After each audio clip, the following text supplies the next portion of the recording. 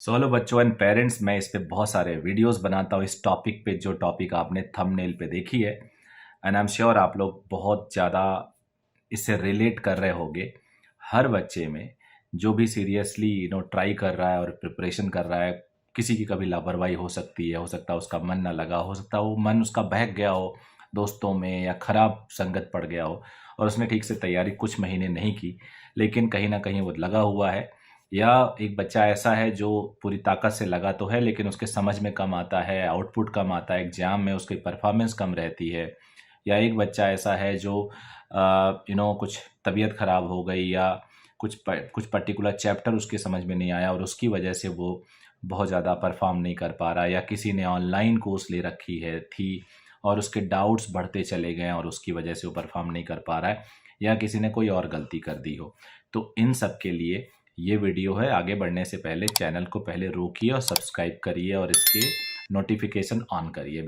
अगर आपका सिलेक्शन होते होते रह रहा था और मेरी वजह से हो गया तो बहुत फ़र्क पड़ेगा आपको। याद रखिएगा, 1 साल की कीमत बहुत ज़्यादा होती है। 1 साल की कीमत अभी आपको नहीं समझ में आ रहा है, बाद में जब आप रिटायरमेंट की तरफ जाएंगे, सर्विस के पीक पे होंगे, तब पता चलेगा यार, अगर 1 साल और मैं जॉब कर लेता तो कितना अच्छा होता।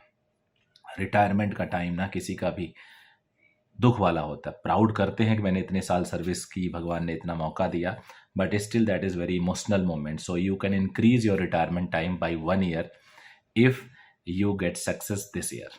और ये आपके ही हाथ में, no one else can do for you. तो अब पहला है कि क्या आप पहले ही हार मान लेते हैं?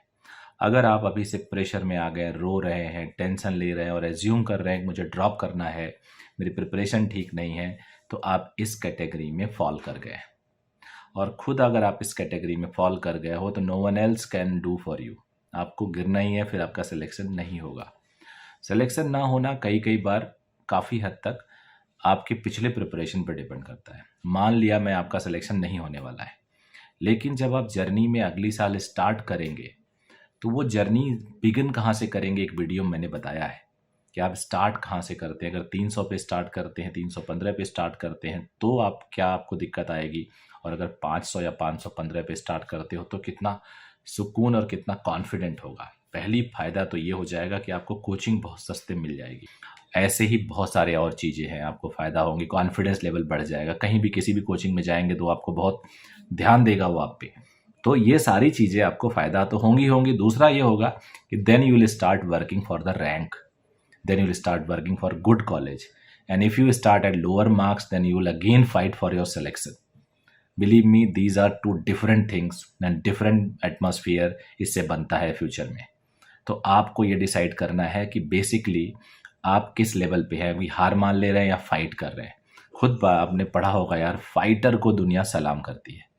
जो फाइट करता है उसको दुनिया क्या करती है? सलाम करती है। और जो लूज़र होता है उससे दुनिया किनारा काटती है, कन्नी काटती है। आप सबसे मेरा बहुत रिक्वेस्ट है कि यार मोटिवेट खुद करो, कोई और मोटिवेट नहीं करने आएगा। बाकी वो मोटिवेशन लास्ट कर जाता है 2-3 दिन में, खुद का मोटिवेशन लंबे टाइम तक रहता है। तो खुद का मोटिवेशन रखो।